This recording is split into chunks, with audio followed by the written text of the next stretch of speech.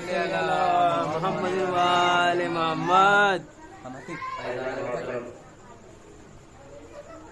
بس مختصر سے وقت لیا حضرات سامنے بیٹھا ہوں تاکہ بارگاہ میں اپنی حاضری درج کرا سکوں اور آپ حضرات سے دستبردار گزارش ہوں کہ چند لمحات کے لیے میری بات پہ توجہ فرمائیں، کیونکہ اس مجلس کے بعد ایک مجلس رضا جناب محسن صاحب کے دفانے میں منعقد ہونی ہے، اس کے بعد 7 محرم کا ضرور برآمد ہونا ہے، لہذا وقت بہت مختصر ہے تو آپ بہت ہی مختصر سے وقت کے لیے آپ حضرات کے سامنے ہوں.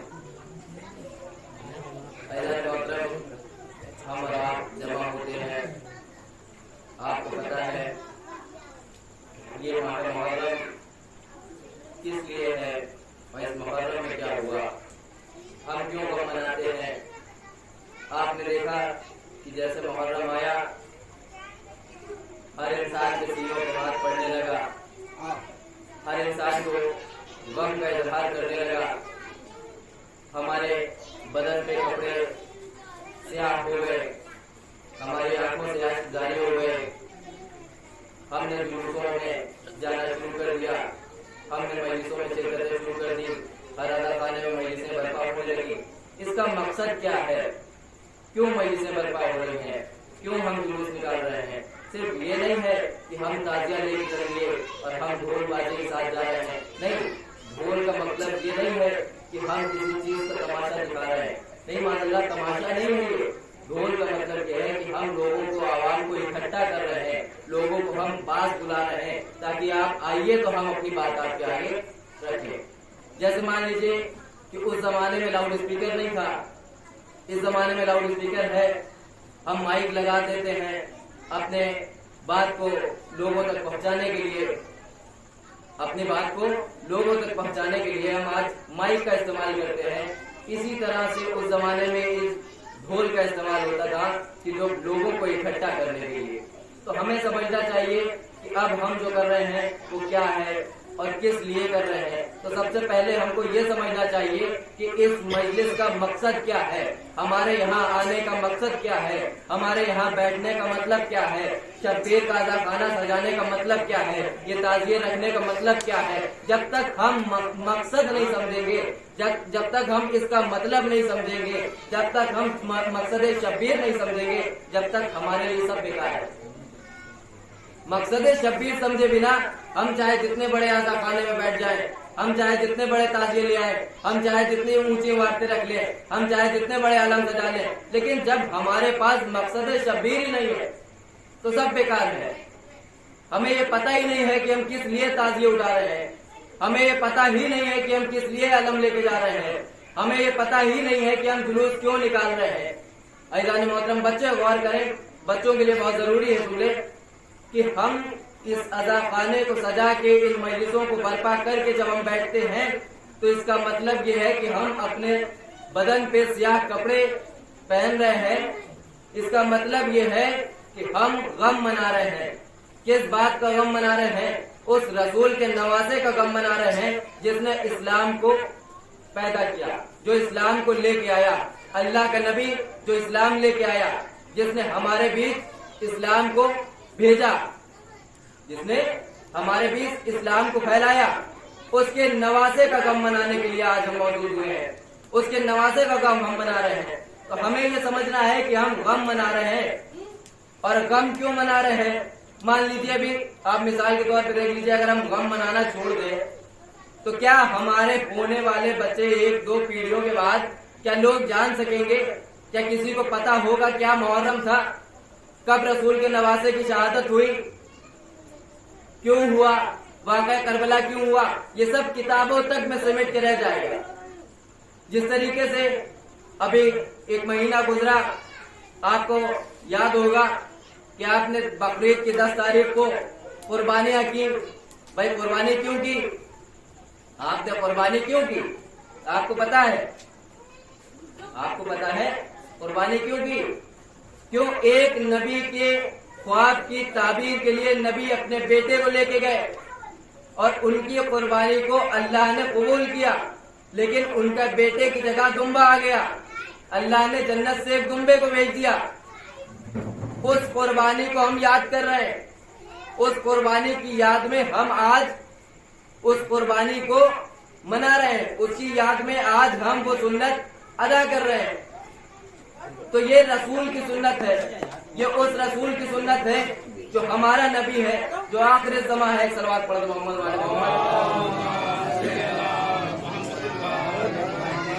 ہاں عزیزان محترم، یہ حسین کا غم ہے، حسین کی مجلسیں ہیں۔ کیوں منا رہے ہیں؟ تاکہ زمانہ یاد رکھے، زمانے کو پتہ چلتا رہے کہ کب واقعہ کربلا ہوا۔ کربلا میں امام حسین نے شہادت پیش کی، یہ دنیا جانے، اور کیوں پیش کی یہ بھی ہمیں پتہ ہونا چاہیے۔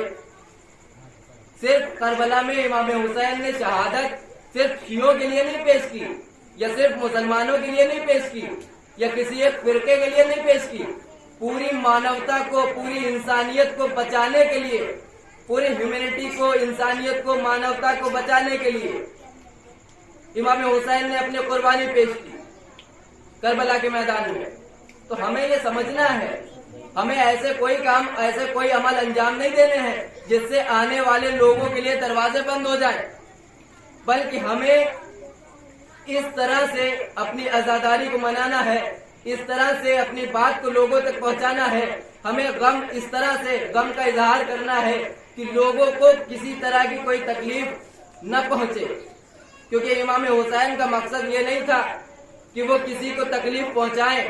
اسی لیے امام حسین جب عمرہ کے لیے گئے تو ان کو یہ پتہ چل گیا کہ ان کے پیچھے لشکر آ رہا ہے، تو یہاں حج کرنے کے لیے کعبے میں جب وہ عمرہ کے لیے پہنچے تو ان کو یہ پتا تھا کہ ان کے پیچھے لشکر آ رہا ہے جو اس سے جنگ چھڑ سکتی ہے۔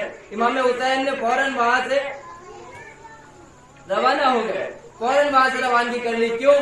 کیونکہ خانہ کعبہ میں کسی طرح کا کوئی غلط کام نہ ہو، کسی طرح کا کوئی خون خرابہ نہ پھیلے۔ اللہ کے گھر کی حفاظت کرنے کے لیے، اللہ کے گھر کو پاک و پاکیزہ رکھنے کے لیے امام حسین نے کربلا کا رخ کیا۔ پھر ہم تو یہ نہیں کر سکتے کہ ہم حسین کے نام پہ کسی کو پریشان کریں، ہم حسین کے نام پہ کسی کے دروازے پہ جا کے رات میں پریشانیاں اس کے لیے پیدا کریں۔ نہیں، ہمیں سمجھنا چاہیے کہ ہم کیا کر رہے ہیں اور کس کے لیے کر رہے ہیں۔ ایک صلوات پڑھ دے محمد والے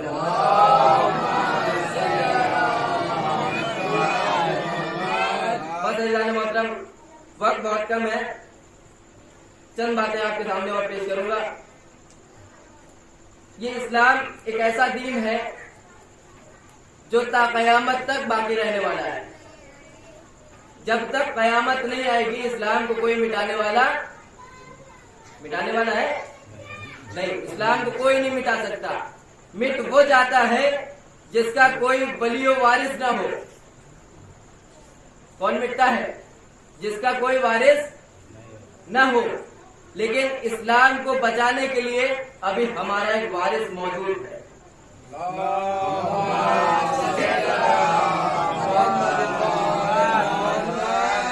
دیکھیے سوال ہوتا ہے، اسلام لوگ کہتے ہیں کہ اللہ ہے، اللہ تھا، رسول تھے، قرآن تھا۔ دیکھ، اسلام کبھی بھی دین جو ہے ہمارا وہ کبھی پاسٹ نہیں ہوا، کبھی پیچھے کے وقت میں نہیں گیا، موجود ہے۔ اسلام کبھی پاسٹ میں نہیں ہو سکتا، کیونکہ جو چیزیں پاسٹ میں چلی جائیں وہ ختم ہو جاتی ہیں، ان کا وجود مٹ جاتا ہے۔ لیکن جس چیز کا وجود مٹ جائے، جس چیز کا وجود مٹ جائے اس کا کوئی مقصد نہیں رہتا۔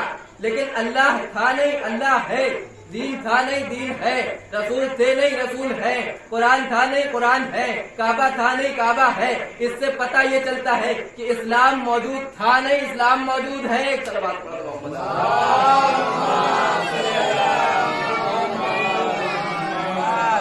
اسلام موجود ہے، اس کو بچانے والے موجود ہیں، اور آخری وارث موجود ہے۔ کیونکہ لوگوں نے بہت سے کام کیے، لوگوں نے بہت سے کام کیے، اسلام کو ہمیشہ مٹانے کی کوششیں ہوئی، اور اسلام کے ساتھ ساتھ سب سے پہلے آزاداری کو مٹانے کی کوششیں کی گئی۔ کیوں؟ کیونکہ ان کو پتا ہے کہ سب سے پہلے عزاداری پہ حملہ کرو، کیونکہ عزاداری رکنے کے بعد اسلام کمزور ہو جائے گا۔ کیوں کمزور ہو جائے گا؟ کیونکہ یہی ایک عزاداری ایک ایسا مقصد ہے جس سے پتہ چلتا ہے کہ اسلام کیسے آیا، اسلام کو کس نے بچایا، اسلام کا رہبر کون، اسلام کا وارث کون، اسلام کا ولی کون۔ یہ ہمیں اسی عزاداری سے پتہ چلتا ہے، کیونکہ آقا نے کہا کہ یہ مجلسیں جو ہے یہ صرف فقط مجلسیں نہیں ہیں، بلکہ ہماری قوم کے لیے اور انسانیت کے لیے ایک درسگاہ ہے، ایک یونیورسٹی ہے، کیونکہ ہماری قوم کا ایک بچہ بھی اگر مجلسوں میں آتا ہے نا تو وہ اس بات کا جواب دینے کے لیے بہت ہے کہ یہ مجلسیں کیوں ہیں، اسلام کیوں ہے، کیونکہ اسی مجلسوں سے وہ سیکھ کے جاتا ہے کہ رسول کون تھے، اللہ کون ہے، امام کون تھے، امام کون ہے، کتنے امام ہوئے، کتنے پنجتن ہیں، کتنے معصوم ہیں، کون نبی آیا، کون نبی گیا، کون نبی نے کتنے سال حکومت کی، کس نبی کی کتنی عمر ہوئی، انہی مجلسوں سے سیکھ کے جا رہے ہیں۔ یہ علم کہیں اور سے نہیں مل رہا۔ قوم کے بہت سے ایسے بچے ہیں جن کو کہیں مدرسوں میں آپ نے جاتے ہوئے نہیں دیکھا ہوگا، لیکن ان کو علم ہے، چھوٹی چھوٹی اسلام کی بہت بڑی چیزیں بھلے نہ پتا ہو، لیکن اسلام کی جنرل نالج والی چیزیں ان کو پتا ہے اور وہ جواب دے سکتے ہیں کھڑے ہو کے۔ ایک صلوات پڑھ دیں محمد والے۔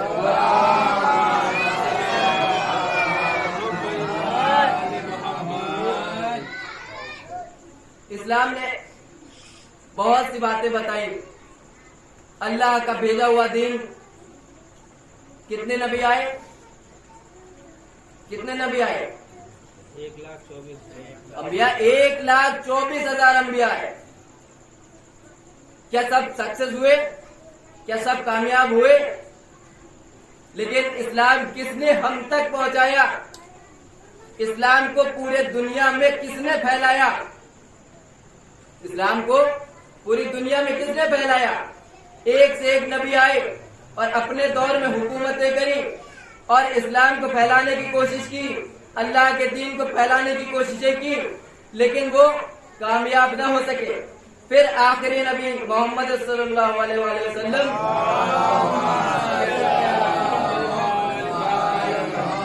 تشریف لائے اور اس کے بعد آج اسلام اس مقام پہ پہنچا ہے کہ وہ دنیا کا سب سے بڑا دین ہے، دنیا کا سب سے بڑا ریلیجن ہے۔ شاید ہندوستان کو چھوڑ دیجئے اور کچھ چند ملک ایسے ہیں جن کو چھوڑ دیجئے، اس کے علاوہ آپ دیکھیے زیادہ تر ملک جہاں پہ اکثریت میں مسلمان موجود ہیں، یہ کس کا پھیلایا ہوا دین ہے؟ رسول کا پھیلایا ہوا دین ہے، اسی حسین کے نانا کا پھیلایا ہوا دین ہے جس نے اسلام کو بچانے کے لیے قربانیاں دی ہیں۔ نانا کے دین کو بچانے کے لیے امام حسین نے قربانیاں دی ہیں۔ اسی حسین کی یاد میں ہم آپ جمع ہوئے، اسی کی مجلسیں ہو رہی ہیں، اسی کی روزے کی شبی بنا کے ہم تعزیے رکھ رہے ہیں، اسی کا پرچم ہے۔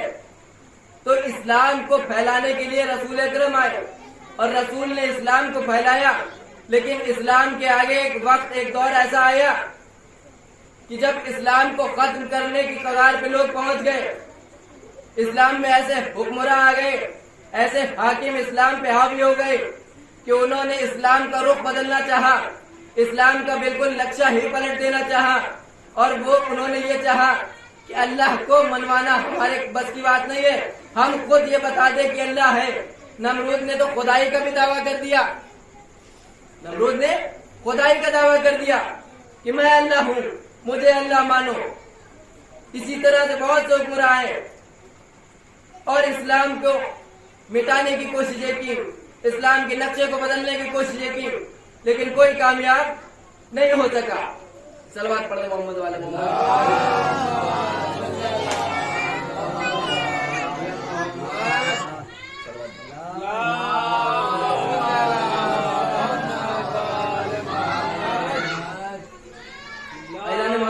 اسلام ایک بہت بہترین سب سے پیارا مذہب، اس سے بڑھ کے اس سے بہترین، اس سے خوبصورت مذہب میری نگاہ میں کوئی نہیں۔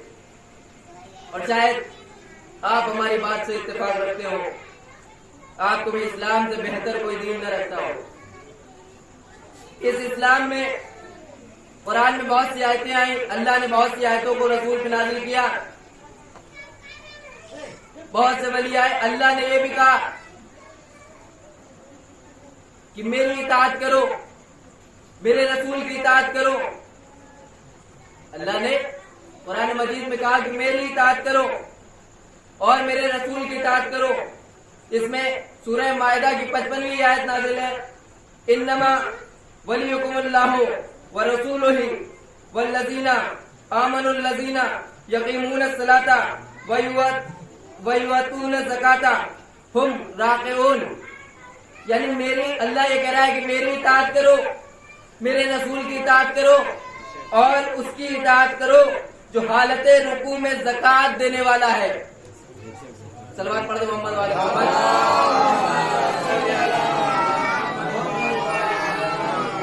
قرآن میں سورہ مائدہ کی 55ویں آیت میں نے آپ کے سامنے خطاب کی، اللہ فرما رہا ہے کہ میری اطاعت کرو، میرے رسول کی اطاعت کرو اور اس کی اطاعت کرو جو حالت رکوع میں زکوٰۃ دے رہا ہے۔ اب مجھے کوئی ایسا بتا دیجئے جو حالت رکوع میں زکوٰۃ دے رہا ہو سوائے ایک کے، کون ہے؟ حضرت علی علیہ السلام۔ صلوات پڑھو محمد۔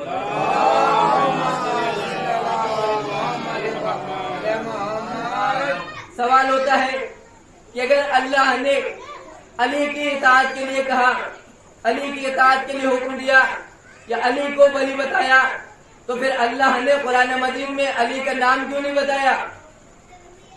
اللہ نے قرآن مجید میں علی کا نام کیوں نہیں بتایا؟ جیسے اس نے رسول کا نام بتا دیا ایسے اس کو علی کا نام بھی بتا دینا چاہیے تھا، سارا مسئلہ ہی ختم ہو جاتا۔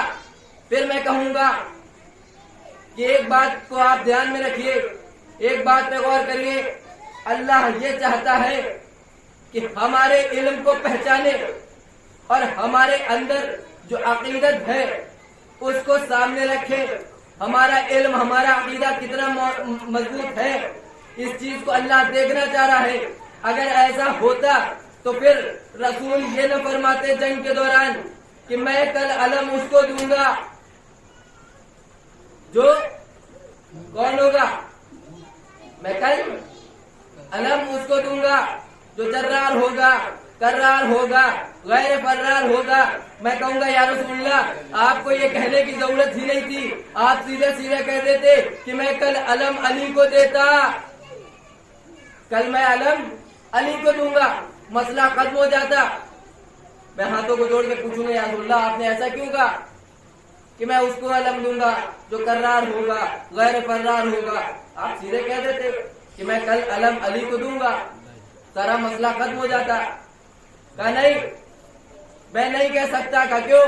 کہا اگر میں علی کا نام لے لیتا تو کل مجھ پہ اعتراض اٹھنے لگتے، کل مجھ پہ اعتراض اٹھنے لگتے کہ رسول نے کسی کو موقع ہی نہیں دیا۔ اب رات بھر جا کے لوگوں نے اپنی نیندوں کو حرام کیا، تیاریاں کی اور سوچتے رہے کہ کون ایسا ہے جو غیر فرار ہے، کون ایسا ہے جو کرار ہے۔ سارے کے سارے رات بھر جاگے، میٹنگ ہوتی رہی، لیکن کسی نے اپنا نام، کسی ایک نے بھی اپنا نام آگے نہیں کر سکا۔ کیوں؟ کیونکہ ان کو معلوم تھا ہم میں کوئی ایسا ہے ہی نہیں۔ ایک صلوات پڑھ دو محمد والے۔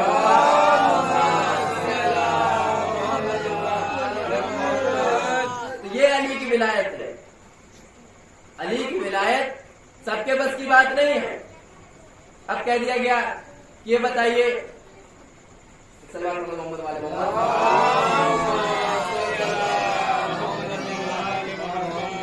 اب ہم پہ اعتراض یہ ہوئے کہ آپ نماز میں گواہی دیتے ہیں اللہ کی، اس کے بعد آپ رسول کی گواہی دیتے ہیں، چلیے ٹھیک ہے، لیکن آپ حضرت علی کی گواہی دیتے ہیں نماز میں، کیا مطلب ہے؟ ہم نے بتایا کہ اس آیت میں ہے علی کی گواہی کا، ٹھیک ہے مان لیا علی کی گواہی دیتے ہیں آپ، علی بن ولی اللہ کہہ دیجئے معاملہ ختم ہے۔ آپ اللہ کے لیے تو کہہ رہے ہیں، اللہ کے لیے کیا کہہ رہے ہیں؟ اللہ کے لیے کہہ رہے ہیں کہ اشہد ان لا الہ الا اللہ रसूलुल्लाह की गवाही दे रहे हैं, मोहम्मद रसूलुल्लाह, लेकिन अली की गवाही आप बड़ी लंबी चौड़ी दे रहे हैं। अली वलीउल्लाह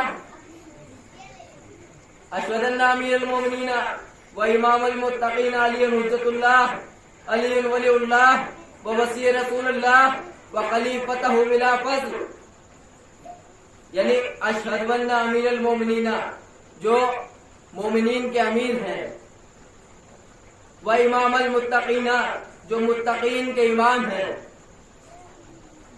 जो मुत्तकीन के इमाम हैं, अली वलीउल्लाह, अली हमारे वली हैं, व वसी रसूलुल्लाह, यानी वो रसूल के वसी हैं, व खलीफतहु बिला फज़्ल, यानी वो खलीफा है कब? फौरन बाद, रसूल के फौरन बाद, बिला फज़्ल, यानी बीच में कोई दरमियान में कोई मौजूद नहीं है। रसूल के फौरन बाद हमने अली को खलीफा माना। अच्छा ठीक है, आपको एतराज है ना, मान लीजिए एतराज आपका वाजिब है, जायज है। हम नमाज में गवाही दे रहे हैं, अलल ऐलान गवाही दे रहे हैं, हमारी हर मस्जिद से गवाही जा रही है, अली वलीउल्लाह व वसी रसूलुल्लाह व खलीफतहु बिला फज़्ल। भाई मैं अली को खलीफा मान रहा हूँ, बिला फज़्ल खलीफा मान रहा हूँ, मैं अली को वली मान रहा हूँ, मैं अली को मुत्तकियों का इमाम मान रहा हूँ, मैं खुले आम अलल ऐलान गवाहियत दे रहा हूँ। आप आइए, आपके पास कोई ऐसा वली है, आपके पास कोई खलीफा है तो लेके आइए ना, अपनी अजान में एक बार गवाही दे दीजिए। भाई आप भी अजान में गवाही दे दीजिए।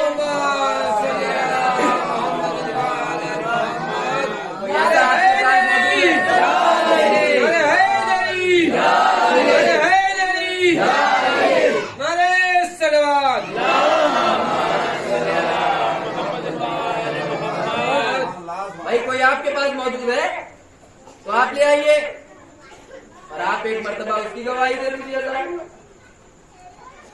आपने ये एतराज कर लिए, लेकिन आप ये एतराज किसी कीमत पे नहीं कर पाए कि आपकी अजान गलत हो गई।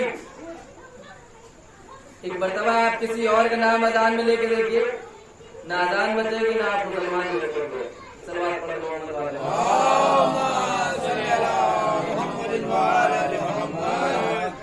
मोहतरम, वक्त बहुत कम है, बस आखिरी मसला आपके सामने पेश खिदमत, उसके बाद आपकी जहमत को तमाम करूंगा। अज़ान मोहतरम, हाँ अली की शुजाअत यही थी, और ऐसे ही अल्लाह ने अली की तारीफें नहीं की हैं, ऐसे ही रसूल ने अली की तारीफें नहीं की हैं, बल्कि हर मरहले पर, हर जगह पर अली की तारीफ रसूल ने तब की जब हर मकाम पर इस्लाम को जब जरूरत पड़ी तो अली आगे खड़े नजर आए। जब भी इस्लाम को जरूरत पड़ी है तो अली आगे खड़े नजर आए। इसी तरह से जब इस्लाम को बचाने की जरूरत पड़ी तो इमाम हुसैन सबसे आगे खड़े नजर आए। भाई और भी बहुत से लोग थे, बहुत से साहबी थे कि सर 72 मुसलमान थे उस दौर में। तो उस दौर में आज से 1444 साल पहले तो सिर्फ 72 मुसलमान थे जो इस्लाम को बचाने के लिए आगे आए, क्या और मुसलमान नहीं थे? लेकिन सब में ये कुव्वत नहीं थी, सब में ये हिम्मत नहीं थी कि वो आगे आ सकते। और एक बात और है, वाक़या करबला के वक्त से ही इस्लाम के 2 टुकड़े हुए।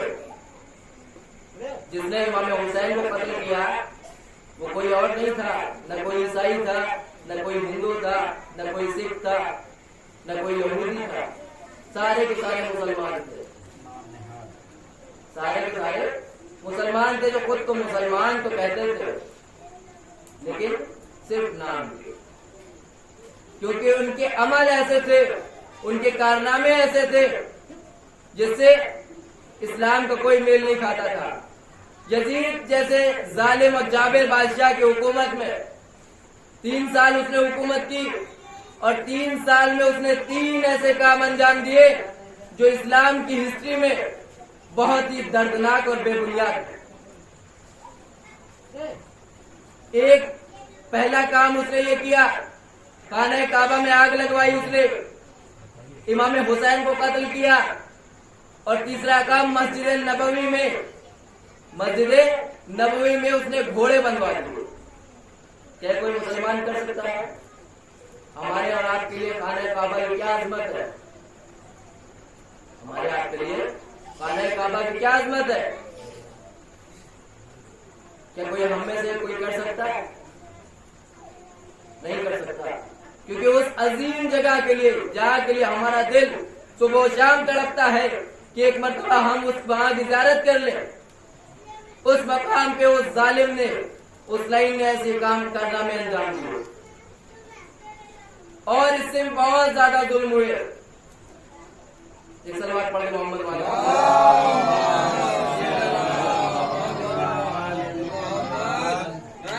تکبیر، نعرے رسالت، نعرے حیدری، نعرے صلوات۔ دیکھیے اس ذکر میں جب بھی بیٹھیے، میں گزارش کے ساتھ آپ سے کہہ رہا ہوں، اس ذکر میں جب بھی آئیے کسی طریقے سے اپنے آپ کو شرمندہ مت محسوس کریے، کسی طریقے سے یہ مت سوچیے کہ میں منہ چھپا کے بیٹھ رہا ہوں، نہیں، بلکہ ایسے بیٹھیے جس طریقے سے ہم پرسہ پیش کرنے آئے ہیں حقیقتاً، یہ نہیں کہ ہم صرف دکھاوے کے لیے تو نہیں آ رہے ہم لوگ نا، ہمارے دل میں محبت امام حسین ہے نا، اس لیے آ رہے ہیں نا، تو ہمیں پھر یہ ثابت کرنا ہے، ہمیں یہ پروف کرنا ہے کہ ہم امام حسین کی محبت میں یہاں جمع ہوئے، تو کبھی خاموش مت بیٹھیے گا اس ذکر میں، کیونکہ یہ ذکر سننا اور کرنا سب کے بس کی بات نہیں ہے، یہ ذکر سننا اور اس ذکر کو انجام دینا، اپنے گھروں میں مجلسیں کرانا سب کے بس کی بات نہیں ہے، یہ وہی کر سکتا ہے جس کے دل میں حقیقی محبت ہے، امام حسین سے حقیقی محبت جس کے دل میں ہے وہی یہ ذکر کر سکتا ہے، سب کے بس کی بات نہیں ہے کہ وہ یہ ذکر کر سکے، کیونکہ اللہ سب کو یہ توفیق نہیں دیتا۔ آپ اپنے آپ پہ فخر کیجئے کہ آپ اس مقام پہ بیٹھے ہیں جو فرش ازا تو ہے، لیکن اس وقت جب یہاں مجلس برپا ہو رہی ہے یہ عرش ازا سے کم نہیں۔ ایک صلوات پڑھ محمد والے۔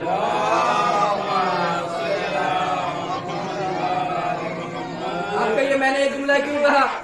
میں نے یہ جملہ اس لیے کہا کیونکہ اس فرش ازا کی عظمت یہ ہے کہ آپ کو پتا ہے بارہا مولانا آغا خطاب کرتے رہے کہ اس فرش ازا کی عظمت یہ ہے کہ یہاں پہ کہیں آدم کلیم اللہ بیٹھے ہوئے، کہیں پہ موسیٰ کلیم اللہ بیٹھے ہوئے، کہیں پہ جناب عیسیٰ بیٹھے، کہیں پہ جناب یوسف بیٹھے، کہیں پہ جناب یعقوب بیٹھے، کہیں جناب یحییٰ بیٹھے، کہیں جناب آدم بیٹھے ہیں، کہیں رسول خدا تشریف فرمائے۔ یہ وہ مقام ہے جہاں پہ آسمان سے فرشتے آتے ہیں اور مجلس کے بعد اس فرش پہ اپنے پروں کو مس کرنے کے بعد جب واپس جاتے ہیں تو آسمان پہ جو فرشتے ہوتے ہیں وہ پوچھتے ہیں یہ بتاؤ کہاں سے آ رہے ہو، یہ بتاؤ کہاں سے آ رہے ہو؟ کہ ہم امام حسین کی مجلس میں بچھی ہوئی فرش ازا کو مس کر کے آ رہے ہیں۔ ایک عجیب سی خوشبو پھیلتی ہے،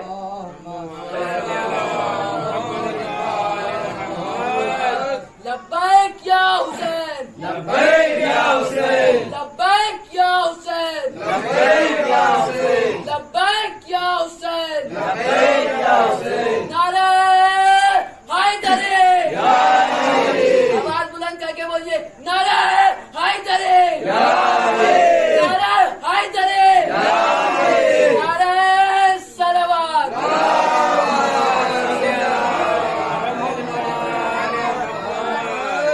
اور ایسا نہیں تھا صرف امام حسین کے ساتھ بات کرتے، امام حسین کے ساتھ صرف بات کرتے ایسا نہیں تھا، بس ایک چھوٹا سا واقعہ اور آپ کی رحمتوں کو تمام۔ ایک مرتبہ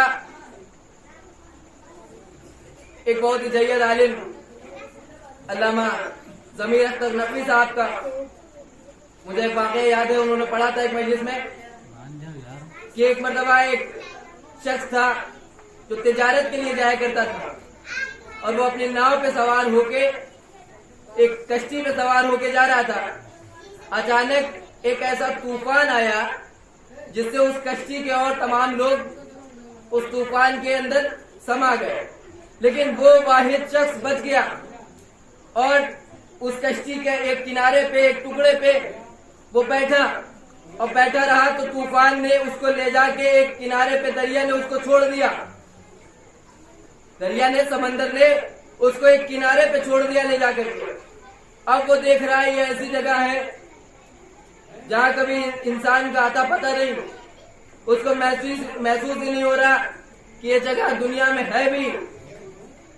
بڑا کشمکش میں پڑا کہ میں کہاں آ گیا. اب اس نے ادھر ادھر دیکھا, کافی دیر کے بعد اس نے دیکھا کہ بہت دور پہ ایک شخص اس کو دکھائی دے رہا ہے, اور وہ شخص زمین پہ بیٹھا ہوا رو رہا ہے. اب یہ نزدیک پہنچا, اس نے دیکھا کہ تنو تنہا ایک شخص موجود ہے. تنو تنہا ایک شخص موجود ہے. اب اس کی ہمت تو نہیں ہوئی کہ پاس میں جائے, لیکن ہمت کرنے کے بعد جب پاس میں پہنچا تو دیکھ رہا ہے کہ ایک شخص زمین پہ بیٹھا ہوا آنسوؤں کو بہا رہا ہے. اس کی آنکھوں سے اشک جاری ہے اور زمین پہ وہ کچھ لکھ رہا ہے. زمین پہ کچھ تحریر کر رہا ہے, کچھ لکھ رہا ہے. اب یہ نزدیک پہنچا, پشت کے پاس جانے کے بعد اس نے دیکھا تو وہ شخص زمین پر بار بار یا حسین لکھ رہا ہے اور گریہ کرتا جا رہا ہے. یا حسین لکھتا جا رہا ہے اور گریہ کرتا جا رہا ہے, اپنی آنکھوں سے آنسو بہائے جا رہا ہے. اب اس نے جب یہ دیکھا یا حسین لکھ رہا ہے تو اب اس کے دل کو تسلی ہوئی, اس کو اطمینان ہو گیا کہ میرے مولا کا چاہنے والا ہے, یہ کیسا بھی ہو مجھے نقصان نہیں پہنچائے گا. جب اسے یہ لگ گیا وہ مطمئن ہو گیا کہ یہ میرے حسین کا چاہنے والا ہے, مجھے نقصان نہیں پہنچا سکتا. تب یہ اس کے سامنے سے پہنچا اور سامنے پہنچنے کے بعد کہا السلام علیکم. اس نے اس کو سلام کیا اور سلام کا جواب دیا, اور شخص نے اس کی طرف دیکھا تو اس نے پوچھا کہ آپ کون ہیں اور یہاں کیسے؟ تو اس شخص نے اس کی طرف دیکھا, بڑے غور سے دیکھنے کے بعد کہا کہ میں تو یہی ہوں, یہ بتا کہ تو کون ہے اور یہاں کیسے آیا؟ جب اس سے یہ سوال کیا تو اس نے اپنی پوری بات بتائی کہ میں تجارت کرنے کے لیے نکلا تھا اور راستے میں سمندر میں طوفان اٹھا, میرے ساتھی سب غرق ہو گئے, لیکن میں بچ گیا اور اس کشتی کے ٹکڑے نے مجھے اس کنارے پہ لا کے چھوڑ دیا. یہاں پہ مجھے آپ دکھائی پڑے تو میں آپ کے نزدیک آ گیا. اب جب یہ یہاں پہ آیا تو پوچھا کہ اچھا میں بتا رہا ہوں, اب آپ بتائیے آپ کون؟ کہا جاننا چاہتا ہے میں کون؟ کہاں جاننا چاہتا ہوں؟ کہا میں جعفر جن ہوں. جعفر جن, جنوں کا بادشاہ. کہا میں جعفر جن ہوں. کہا اچھا آپ جعفر جن ہیں, آپ تو کربلا میں موجود تھے. کہا ہاں میں کربلا میں موجود تھا. کہا تو پھر بتائیے آپ نے کربلا میں کیا دیکھا؟ اب جعفر جن پریشان ہے, کہہ رہا نہیں میں نہیں بتا سکتا. جعفر جن کی آنکھوں سے آنسو طاری ہے, اشبار آنکھوں سے. ایک مرتبہ کہتا ہے کہ نہیں میں نہیں بتا سکتا کہ کربلا میں کیا ظلم ہوا, کربلا میں کیا کیا ہوا میں نہیں بتا پاؤں گا. کہا نہیں آپ بتائیے. کہا نہیں میں نہیں بتا سکتا, نہ میں بتا سکتا ہوں نہ تو سن سکتا ہے. کہا اچھا. کہا آپ کو جناب سیدہ کی ٹوٹی ہوئی پسلیوں کا واسطہ, امام حسین کے کٹے ہوئے سر کا واسطہ, جناب عباس کے کٹے ہوئے بازوؤں کا واسطہ, مجھے بتائیے کربلا میں کیا ہوا. ایک مرتبہ جب اس نے واسطے دیے تو جعفر جن بیتاب ہو گیا. پریشان ہونے کے بعد جعفر جن کہتا ہے اچھا تو سننا ہی چاہتا ہے نا تو سن, میں نے کیا دیکھا. میرا دربار سجا ہوا تھا, میرا دربار سجا ہوا تھا, اور یہی دن تھا جب علی مشکل کشا نے میرے سر پہ بادشاہت کا تاج رکھا تھا. میں ہر سال اسی دن کے پہ خوشیاں منایا کرتا تھا. یہ دن تھا ایک مرتبہ میرے دربار میں خوشیوں کا ماحول تھا, اور ہمارے دو ساتھی اچانک آئے, اور آنے کے بعد وہ ہمارے دربار میں رونے لگے. تو ہم نے سبق پوچھا کہ آج خوشی کا موقع ہے, تم رو کیوں رہے ہو, کیوں رو رہے ہو؟ تو انہوں نے بتایا کہ میں اس لیے رو رہا ہوں کیونکہ کربلا کے میدان میں ہمارے رسول کا نواسہ شہید کیا جا رہا ہے. وہ نرغہ آدھا میں گھرا ہوا ہے اور ان کی مدد کے لیے کوئی نہیں ہے, ان کی مدد کو کوئی نہیں پہنچا. اچھا. جعفر جن نے جیسے ہی یہ جملہ سنا जुमला सुनने के बाद जाफर जिन बेताब हुआ और कहा चलो मुझे लेके चलो। जाफर जिन आगे आगे चला, काफिले के साथ चला। काफिले के साथ आगे आगे जाफर जिन चलता जाता है और रोता जाता है, चलता जाता है, रोता जाता है। एक मर्तबा करबला के मकाम में जैसे ही जाफर जिन पहुंचा, अपने लश्कर के साथ देख रहा है एक शख्सियत है जो घोड़े पे सवार है और उसके दाएं एक शख्स खड़ा हुआ है जिसका चेहरा बहुत नूरानी है, बाएं एक शख्स खड़ा हुआ है जिसका चेहरा बहुत नूरानी है और एक शख्स उसका बाजू थामे हुए खड़ा है। एक मर्तबा जैसे ही वो आगे बढ़ के पूछता है कि आप कौन हैं, कहा आओ जाफर जिन चले आओ, आओ जाफर जिन चले आओ। आवाज आई जाफर जिन आगे आओ। जाफर जिन नजदीक पहुंचा। एक मर्तबा पूछा आका आपको क्या हुआ। एक मर्तबा इमाम हुसैन ने फरमाया ऐ जाफर जिन हमारा ये हाल है कि हमको शहीद करने के लिए ये आधा की फौज मौजूद है। आज हम अपने रसूल के दीन को बचाने के लिए शहादत पेश करने के लिए जा रहे हैं। एक मर्तबा जाफर जिन फरमाते हैं कि ये आका अगर आप हुक्म दीजिए तो इनको मैं यहीं गर्क कर दूं, इनको मैं यहीं मार दूं। एक मर्तबा इमाम हुसैन कहते हैं नहीं, मुझे इन्हें मारना नहीं है, क्योंकि अगर तुम जंग करने जाओगे तो तुम तो इन्हें देख सकते हो लेकिन ये तुम्हें नहीं देख सकते, लिहाजा मैं ये नहीं चाहता कि इनके साथ में कोई नाइंसाफी हो। ऐसे वक्त में इमाम हुसैन ये सोच रहे हैं जब उनको कत्ल करने के लिए पूरा लश्कर मौजूद है, उनको कत्ल करने के लिए एक तरफ पूरा लश्कर मौजूद। तो ये फजीलत इमाम हुसैन है कि ऐसे वक्त में भी इमाम कौम के लिए, इमाम दीन के लिए, इमाम उम्मत के लिए सोच रहा है। वही इमाम है जिसने अपने भरे हुए घर को लूटने के लिए छोड़ दिया, जिसने अपने भरे हुए घर को लुटाया, जिसने अपने बच्चों को लुटाया, जिसने अपने 6 माह के अली असगर को की शहादत पेश की। क्यों? नाना के दीन को बचाने के लिए। हाँ, जैसे इमाम हुसैन ने 6 माह के अली असगर की शहादत पेश की। क्या आपको मालूम है आज 7 मुहर्रम है, आज मोहतरम आज 7 मुहर्रम का दिन है और ये दिन जनाब कासिम से मंसूब है। जनाब कासिम की शहादत से आज का दिन मंसूब है। आपको पता है, आपने बहुत सुना होगा खिताब से, खतीबों से, बहुत खतीबों ने खिताब किया, आपने समाप्त किया, खतीबों ने पढ़ा होगा कि इमाम हुसैन के भतीजे जनाब कासिम से आज का दिन मंसूब है। इमाम हसन के बेटे से आज का दिन मंसूब है। इमाम हुसैन के 3 बेटे करबला में शहीद हुए, 2 बेटे करबला में शहीद हुए, 3 बेटे इमाम हुसैन के भी करबला में मौजूद थे और इमाम हसन के भी 3 बेटे करबला में मौजूद थे। रसूलुल्लाह ने तीनों का दोनों में कोई फर्क नहीं रखा। इमाम हुसैन ने जो काम किया वही इमाम हसन ने काम किया। इमाम हुसैन के 3 बेटे करबला पहुंचे, इमाम हसन के भी 3 बेटे करबला पहुंचे। इमाम हुसैन के एक 18 साल के बेटे जनाब अली अकबर ने शहादत पेश की। जनाब अली असगर 6 माह के थे, इमाम हुसैन ने उनकी शहादत पेश की। इसी तरह से इमाम हसन के भी 3 बेटे मौजूद थे। इमाम हुसैन के तीसरे बेटे बीमार थे, इमाम सज्जाद अलैहिस्सलाम जो कि बीमार थे वो करबला में मौजूद थे, इसीलिए करबला में मौजूद है ताकि उनसे उनकी नस्ल चल सके, अल्लाह की मसलहत थी। इसी तरह से इमाम हसन के 3 बेटे करबला में आए। आप जनाब कासिम का जिक्र सुनते रहे होंगे। एक मरतबा जनाब कासिम को इजाजत नहीं मिल रही है। आका हुसैन से बार बार गुजारिश कर रहे हैं, आका कासिम बार बार कह रहे हैं, बार बार इसरार कर रहे हैं, चचा जान मुझे इजाजत दे दीजिए, चचा जान मुझे जंग की इजाजत दे दीजिए। लेकिन जनाब कासिम को जंग की इजाजत नहीं मिल रही है। एक मर्तबा जनाब कासिम रोते हुए आए और मादरे गिरामी से कहा, माँ मुझे चचा जंग की इजाजत नहीं दे रहे, माँ मुझे चचा जंग की इजाजत नहीं दे रहे। एक मर्तबा जनाब उम्मे फरवा ने, जनाब कासिम की माँ ने एक मर्तबा बताया, बेटा तुम्हें याद है तुम्हारे बाबा ने तुम्हारे जानू पे, तुम्हारे हाथ पे ताबीज बांधा था, तुम्हारे बाजू पे एक ताबीज बांधा था। वो ताबीज खोलो और उस ताबीज को लेके चचा के पास चले जाओ, मुझे पता है वो ताबीज को देखने के बाद तुम्हें इजाजत दे देंगे। एक मर्तबा ये लेके गए, बड़ा खुशी खुशी पहुंचे, चचा अब आप मुझे इजाजत देंगे। चचा आप मुझे इजाजत देंगे। एक मरतबा वो तावीज खोल के इमाम हुसैन को दिया।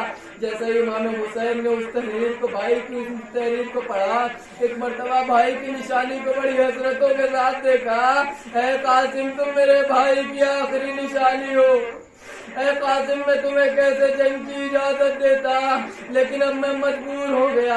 भाई की वसीयत है, जाओ मैंने तुम्हें जंग की इजाजत दे दी। एक मरतबा जनाब कासिम को जंग की इजाजत मिली। जनाब कासिम जंग के लिए पहुंचे। जनाब कासिम जंग करने के लिए पहुंचे। जंग के मैदान में जैसे ही पहुंचे, लश्करों को तो हवाला कर दिया। लश्करों में भाग दौड़ मच गई। लश्कर इधर उधर भागने लगा। एक मरतबा जनाब कासिम जैसे ही आगे बढ़े, एक शकी ने पीछे से वार कर दिया। जनाब कासिम जमीन पर तशरीफ ले आए। घोड़ों की टापों से आपका बदन इतना छोटा, इतना लंबा हो गया, आपके पूरे बदन पे घोड़ों से रौंदाया गया। आपके बदन पे घोड़े दौड़ाए गए। फूल तो फूल मुझसे भी न छोड़े तूने, लाशे मजलूम पे दौड़ा दिए घोड़े तूने। जनाब कासिम को जब इमाम हुसैन सवार करने गए तो गोद में लेके सवार किया, लेकिन अजीजों जब इमाम हुसैन जनाब कासिम का लाशा लेके मैदान करबला पे वापस आए तो उस लाशे को जब सीने से लगाया तो जनाब कासिम का सीना इमाम हुसैन के सीने से मस कर रहा था, और आपकी टांगे, आपके पैर मुबारक जमीन में खत देते हुए चल रहे थे। जनाब कासिम के लाशे को इमाम हुसैन खैमे में लेके आए। आजीजों एक इमाम हुसैन के एक और बेटे हसन मुसन्ना का भी जिक्र आज होता है। हसन मुसन्ना का जिक्र बहुत कम होता है। मैंने सुना, आपको बता दो, जनाब हसन मुसन्ना इसी करबला के मैदान में थे। उन्होंने जंग की। जनाब हसन मुसन्ना जब करबला के मैदान में थे, जंग करते करते एक मरतबा आप घोड़े से नीचे तशरीफ ले आए और आप बेहोश हो गए। लेकिन आपको आखिरी वक्त होश न आया जब बनी हाशिम के लोग लाशों को दफन करने के लिए आए। जब उन्होंने देखा कि आपकी सांसें चल रही हैं, सांस आ जा रही है, तब उन्होंने उनको उठाया और क़यामों में ले गए। इसी तरह से अब्दुल्ला इब्ने हसन की भी शहादत हुई। आखिरी वक्त में जब इमाम हुसैन पे शकी वार करने चला, तब अब्दुल्ला इब्ने हसन छोटे से सिन में मैदान करबला में चले। एक मरतबा जैसे ही देखा कि चचा पे वार करने जा रहा है, लई के वार को देखा, आगे बढ़े, दौड़ के दोनों हाथों को ऊपर किया। शकी की तलवार ने दोनों हाथों को कत्ल कर दिया। जनाब अब्दुल्ला इब्ने हसन के दोनों हाथ शहीद हो गए। आका हुसैन ने अब्दुल्ला इब्ने हसन को गले से लगाया। आपको कोई गम नहीं सिवाय